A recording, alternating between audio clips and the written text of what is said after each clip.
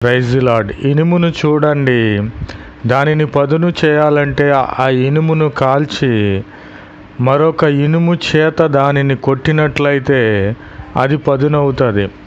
అలాగనే మనుష్యులు కూడా చెడ్డవాడైనప్పుడు వాడిని పదును చేయాలంటే, సరి అయిన మార్గములో చూపాలంటే తన తోటి వారు మాత్రమే అతనికి వివేకమును పుట్టించి తన జీవితమును మార్చుకోవడానికి అవకాశం ఉన్నది.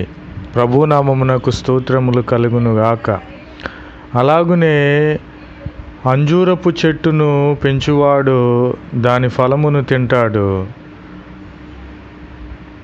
కాబట్టి తన యజమానుని మన్నించువాడు ఘనత పొందుతాడు. అవును కదా. ఎవడైతే ఏ చెట్టునైనా పెంచుతాడో దాని ఫలములు అనుభవిస్తాడు.